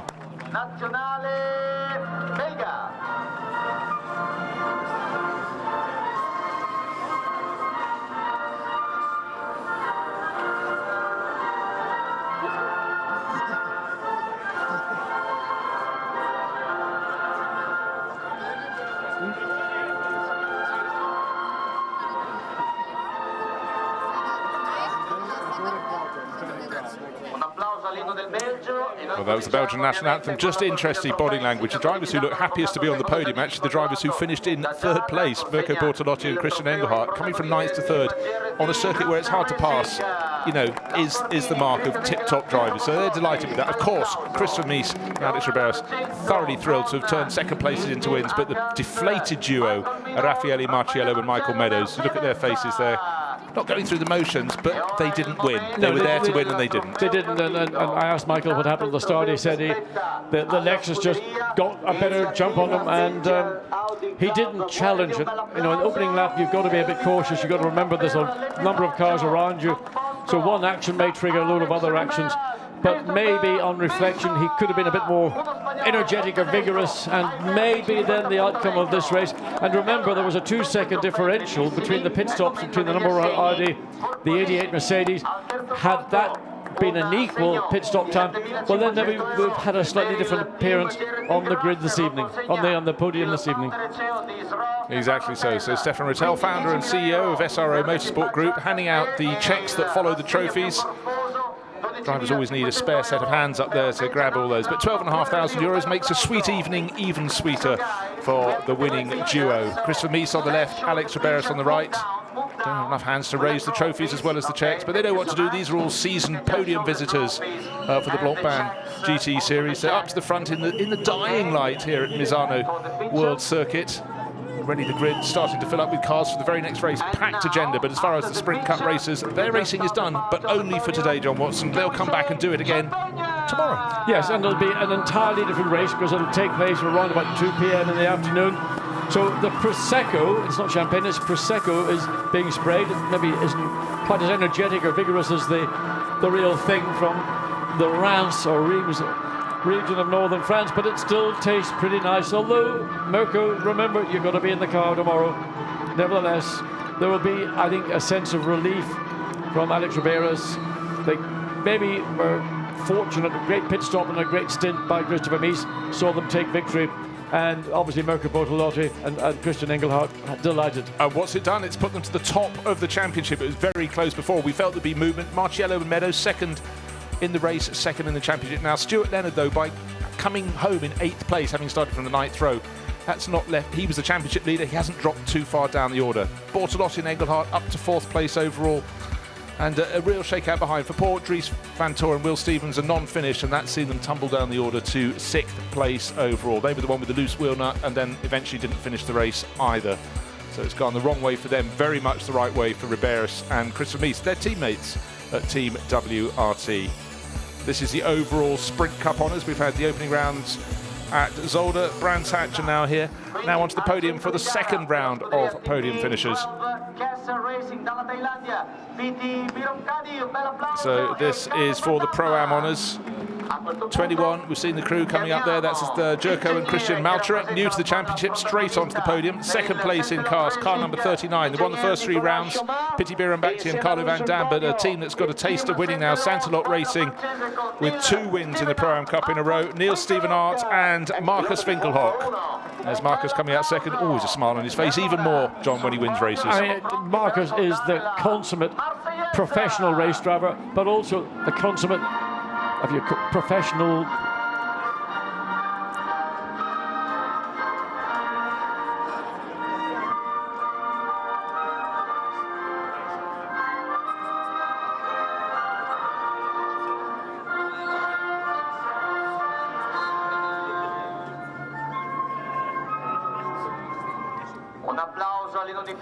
So yeah, the consummate professional, Marcus Winkelhock, well, that's all you need to say. He's the consummate professional. He does it with a smile on his face and delivers and delivers and delivers. Sort of got cut short yes, with the national anthem. And what is it? The consummate corporate driver.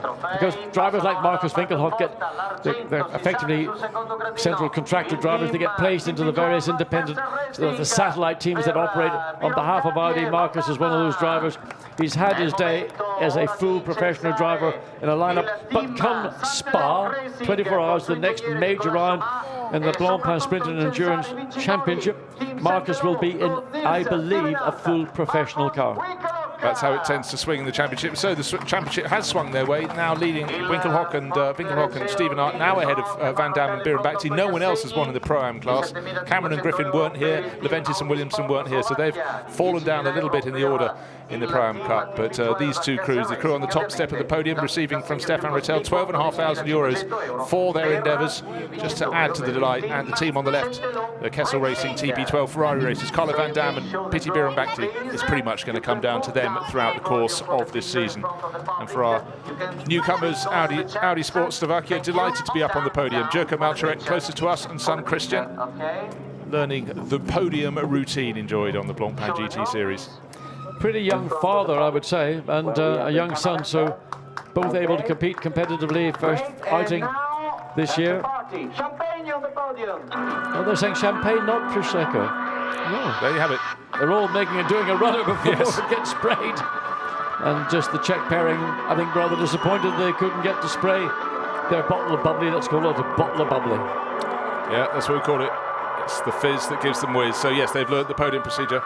But interesting day of racing here for the drivers. Of course, they've got to do it all again tomorrow. And as you stressed, John, the track conditions should be very different. It'll be a warm track getting hotter, whereas this one started a warm track that got cooler as the sun went down. But of course, also tomorrow, the drivers will start in the reverse sequence to today. So let's take a look at the highlights of an hour of racing action, and it was very fierce down to the first corner. Nico Jamin got the red nose of his Mercedes into the lead of the race. Bit of argy-bargy further back with the 82 Lamborghini being pushed wide, but the pole starter just kept his nose in front of Alex Riberas, and that really was what counted. The Lamborghini's trying to make up ground around the tail end of the top 10. Unfortunately, we lost the 25 Audi on the opening lap. Then there was contact between 14 and 19. That was investigated, but Albert Costa was cleared of any wrongdoing there. It was side-on action. And then suddenly, the race leader, Nico Jamin, sitting on a tidy lead, pulled to a halt on the start-finish straight. And for Denis Bulasov, making his debut in the Sprint Cup, he'd hoped to take that over in the lead. They didn't know what the problem was, but it was going absolutely nowhere. Heartbreak for Nico Jamin. Up front, though, it was super tight. Alex Riberas doing all he could to resist the charging Nico Bastian, and he couldn't resist him forever. And then, just on a restart, seemed to have it covered off to turns 1 and 2. At turn 3, just didn't get the cornering done, face full of low light. So for Vincent Voss, and Thierry Tassam on the WRT wall. They had the frustration of their car going backwards, but the battle between 19 and 14 just kept on continuing as they fought their way up the order.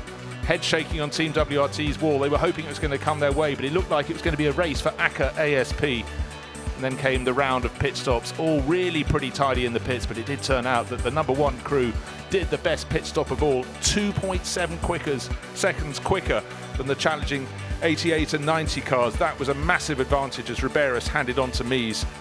And as Jack Manchester emerged from the pits, his car was in the lead of the race before the pit stops, but quick couple of laps from the drivers of the number one Audi and the 88 Mercedes gave them an advantage with that super quick stop from the number one car.